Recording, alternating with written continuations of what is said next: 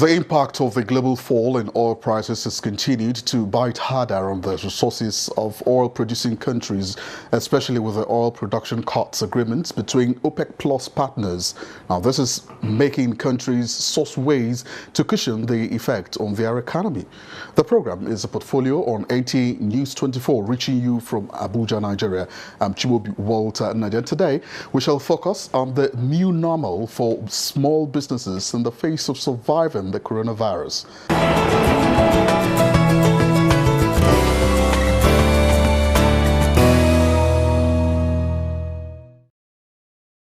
Welcome back. Since the outbreak of the coronavirus on a global scale, countries have evolved ways to sustain their economy and ensure the protection of the real sector. Now, this, however, has affected the main fabrics of the functionality of micro, small, and medium enterprises around the world, especially with the introduction of social distancing, wearing of face masks, and much more as safety measures.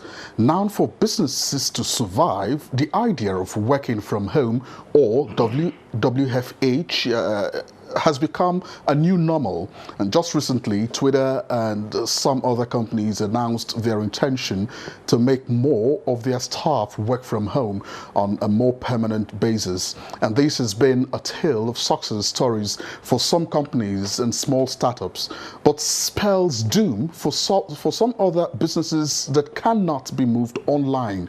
Now, what then is the future for such businesses?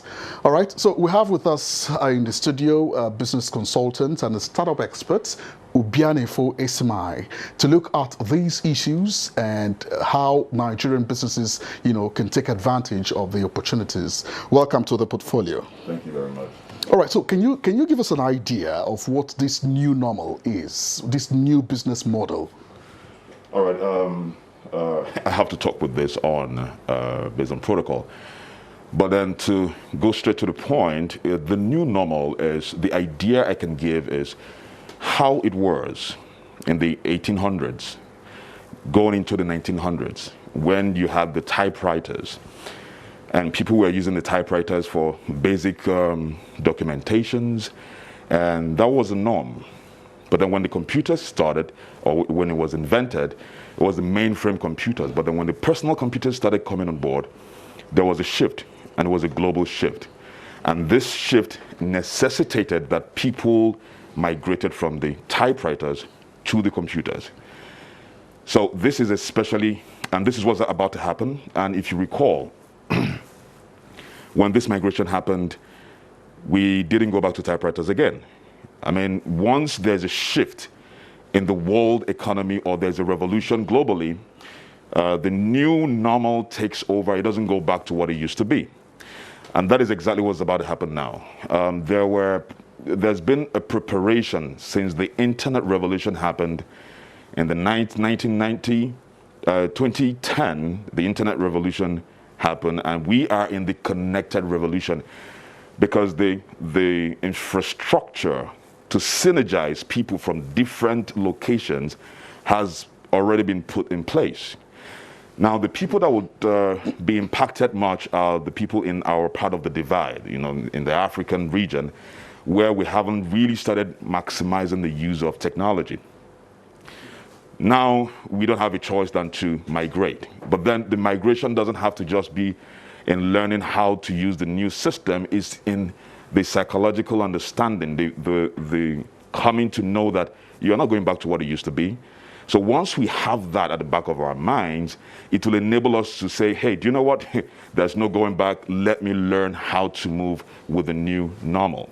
All right? Take, for instance, those who refused to do it with the typewriter became jobless when the computers took over. And then you now had to go and learn how to use the computer, start going to night schools. But at that time, it would have been too late for some people because they just lost their jobs. It's going to happen again today.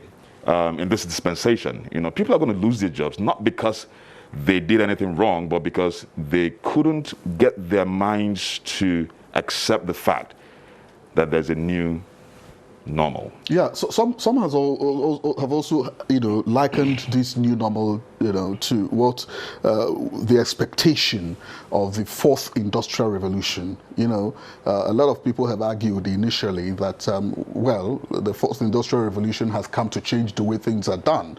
But while people are still grappling with getting to, key into the fourth industrial revolution, now here is a totally new terrain for a lot of businesses. How will this work? Okay, it's quite unfortunate that we have found, unfortunate for those who are not prepared, that we found ourselves in this time and the season of the world. Take for instance, in the past, for there to be a change, something new, it took a decade. But now things change every single day because of technology. So the time it used for people to adapt has shrunk. It has reduced to the extent that we are in the speed age. We already know this, but that means decision-making, thought processes has got to be happening at the speed of light, as they say. So as I'm speaking to you, there's another revolution happening in 2030. It was predicted by Jack Ma, and it will happen. AI revolution, artificial intelligence revolution. And that is where pretty much robots take over. So what is happening now is taking us to that dispensation. Will robots take over? Yes, it will. That we can't deny it, but then we can prepare for it now. So for us to wait for this... How do we get businesses in Africa, in Nigeria particularly, to prepare for this? Oh, fantastic. Like I said, it starts from the changing of the way we think, accepting the fact that we have to change, number one. Number two, we now begin to quickly learn. Now, for instance, we run an academy that would teach businesses on how to migrate from where they are to the future. Now, you don't have to wait to get into our academy. Things have been made so easy. You simply go to Google and you just type how do I use Zoom. So this is let me break down the functional way you can do it.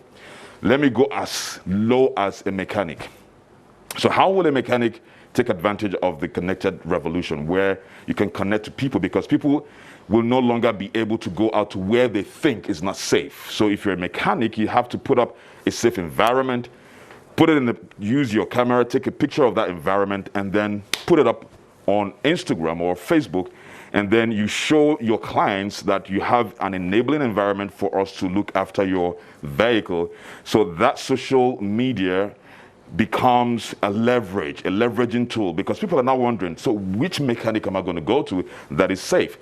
But because a lot of people are going to be pushed into the social space, they'll begin to see your advertisements, they'll begin to see what you have to offer, and with that, they say, okay, hey, let me patronize this person. So have you seen how there's going to be a shift? Because customers wouldn't come to your offices again. For them to make any decision, it has to be from a remote perspective. All right? Pardon me for this. So it has to be from a remote perspective. So once you get that enabling structure, where you cannot fix cars online. You can't do that, right? But then you can prepare your business, model it in that way that people who are already online will be able to see what you have to offer, and that begins to drive your clients down to you. That's one way, especially for those businesses that cannot, operate online. And again, I've made mention about this. The hospitality industry, the industry where hotel, where you make food, restaurants and stuff. Before you get into all of that, there's this school of thought that so much jobs will be lost, with this new normal. People who hitherto would have been present to carry out certain functions, for instance, in a shopping mall and all of that, would lose their jobs. Yes. So how do you think this could be mitigated, the impact of this? You can't, from my own point of view, we have different schools of thoughts. But the school of thought we come from in our academy is become an entrepreneur. The days of having a job is over. We've heard about it over and over and over again. It's happening before our very eyes. We've been saying this since 2016 that people should prepare. I mean, God created us to become entrepreneurs or to be entrepreneurs. Our great-grandparents never worked for anybody. They were in the farm as entrepreneurs, all right? Bringing out proceeds, and then they use the trade by barter. Your father is in the farm bringing out yam, mine is tomato or whatever, and then they exchange. They weren't working for anybody. That is how the human being has been designed. But there was a shift along the line when the oligarchs, they came together, the rich, they came together and say, how do we keep people less potentially visionary so that they can work for us? So all these things happened in the past, and they brought the system of work. There are a lot of things around that. But then this is the revolution that we are on that will favor entrepreneurs. So if you have a job, begin to think of how to break out from that job mentality and start up something for your own. And it's very easy. All right, that's what we teach now. Now, how easy is it? Because why I'm saying this is people that had jobs, as I'm speaking to you now, robots are already taking over people's jobs. Union Bank deployed the first banking robotics in Nigeria in 2018, and more banks will follow suit.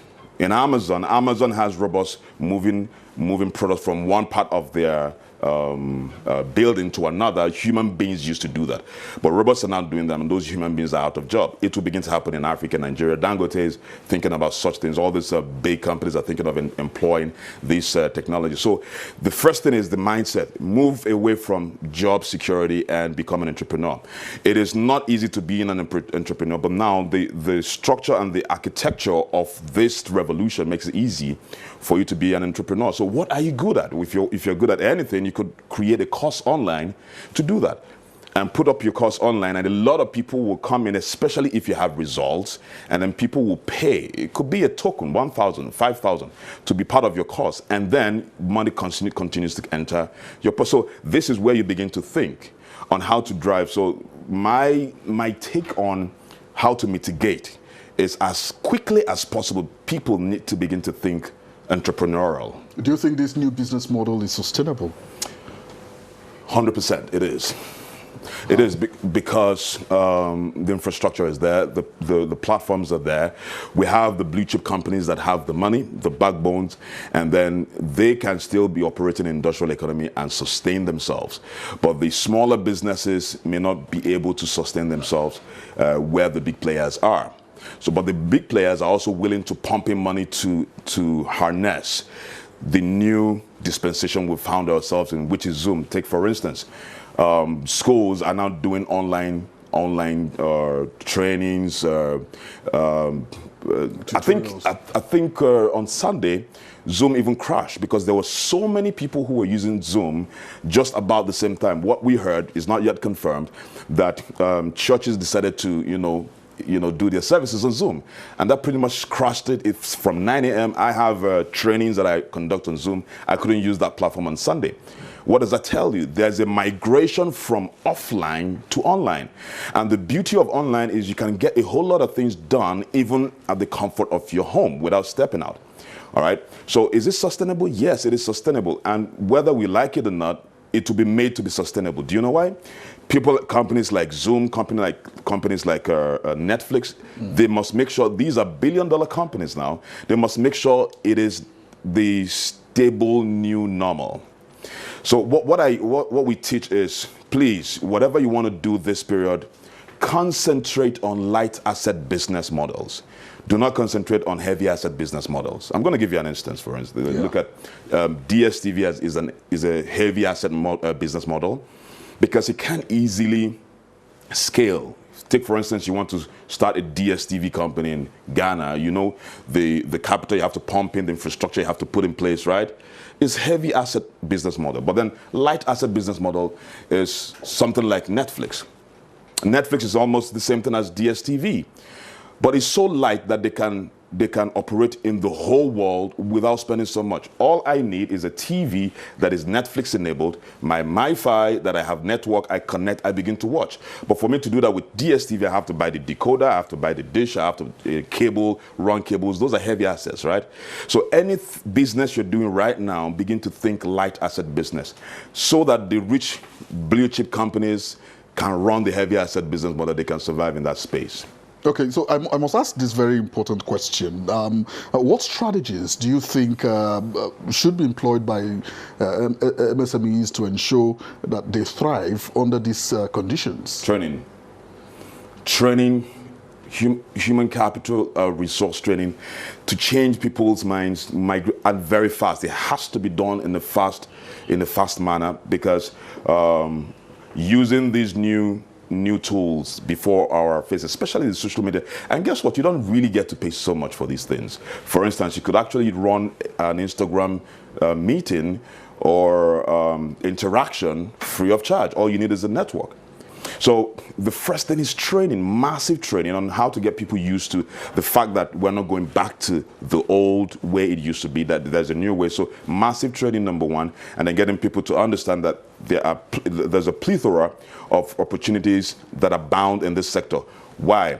Because in this sector, you're no longer a local player. You're actually a global player, because you can access Australia, you can access Europe, you can access America just from where you are. You don't need to fly to those areas. So one of the things that people have to take out is training, serious, consistent training on how to. Let me say this off the record. My mom she does a lecturing job now. All right, just to help out. But now in the school that she is with, they are now migrating to social platforms and online platforms. And then she called me, hey, I don't know how to use Zoom, because they said that we're going to meet on Zoom. So I had to, put her through on how to use Zoom, and then she went and the meeting was successful. But I mean, this is my mom. She's very old, but then if you look at that, if you see her, you know that she's young at heart.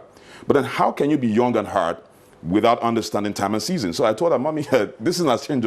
There's no going back, all right? Yeah, so that is how it is. Whether you're old, whether you're young, you just have to keep up. Yes. Anybody that refuses to keep up, imagine the lecturers that know how to deliver offline in the classroom with people listening to them, and then you're telling them to lecture on Zoom, and they don't know how to use Zoom. What do you think will happen if they don't learn how to use Zoom? They lose the job. All right, then what do you hope to see with MSMEs going forward as we battle this coronavirus thing? Going forward. I see a lot of toothing period, a lot of trial and errors, trying the ones that will work and then leaving the ones that don't work and then concentrating on the ones that work. I see a lot of money being lost, all right, because some of the small businesses will try portfolios or architectures that may not work in our terrain, all right? But then it is also part of the learning period. So let us brace ourselves. Some companies are going to lose money, but it's not the end of the world. But once you get it right, it begins to yield for you. All right, so then that's on one hand. Do you also believe that there are businesses that cannot be moved online? Is it possible? All businesses can be moved online, but then depending on what, because there are different chains of businesses, all right? Some have never been engaged in home deliveries. And home deliveries, for you to do home deliveries, you have to have presence online. For instance, how many restaurants can come to your house and cook for you? Can you afford that to happen? No. So restaurants have to be in the location to cook, right? But then people may not necessarily be coming to restaurants to eat the way they used to eat because they're afraid of what is happening.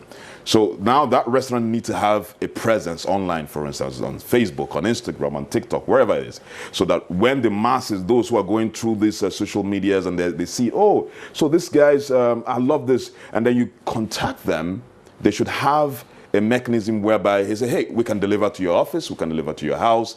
So that means their presence is also necessary to be boosted. So all businesses has got to go online, but then depending on the level of your productivity in the business. Some businesses will go fully online, but some will use the online platform to Okay, explode. Thank you very much. I've been speaking with a startup expert and a business consultant, Obianefo Esimai. Many thanks for being with us on the program today. Thank you, Walter. Now let's look at the capital market performance in the past week with Bosede Ebel. Tell us what's been happening.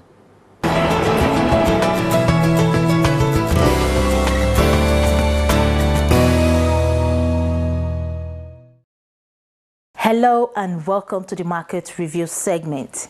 Stock market report for the week ended 15th May 2020 saw a total turnover of 926.41 million shares worth 9.7 billion naira in 20,910 deals traded last week by investors on the floor of the exchange. The NSE All-Share Index and market capitalization both depreciated by 0.72% to close the week at 23,871.33 and 12.4 trillion naira.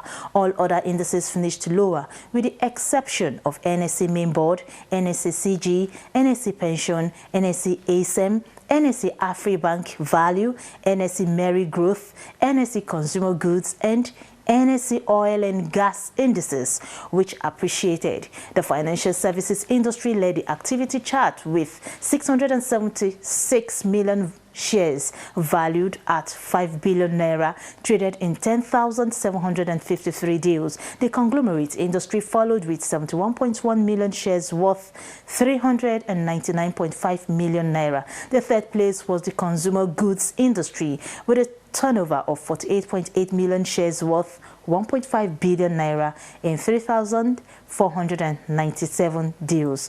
The top three equities were AVN Holdings PLC, Guaranty Trust Bank PLC, and Zenith Bank PLC. They jointly accounted for 335 million shares worth 4 billion naira in 4,885 deals.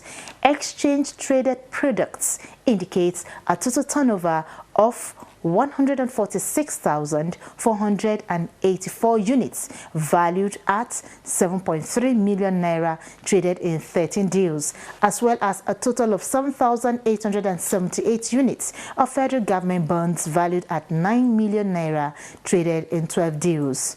In the price movement chart, 32 equities appreciated in price, 28 equities depreciated in price, while 102 equities remained unchanged. On the global scene, major markets in Asia were little changed Monday as U.S. Federal Reserve Chairman Jerome Powell said the economy stateside may need a coronavirus vaccine to fully recover.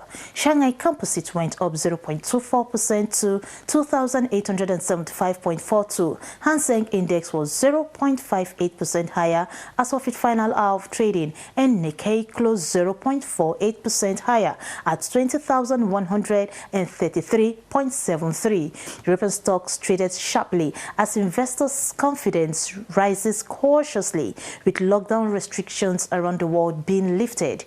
Major U.S. stocks rose as investors weighed comments by Federal Reserve Chairman Jerome Powell on the state of the economy against signs of optimism as states began to reopen for business over the weekend. Dow Jones Industrial Average Futures showed an opening gain of 0.25%. S&P 500 and Nasdaq Futures also pointed to gains at the open. Most African stocks also traded higher, with Nairobi's All-Share, South Africa's JSE Africa Top 40, and Ghana's GSE Composite Index posting gains. And that was the market review for 15th May. I am Bosede Abel.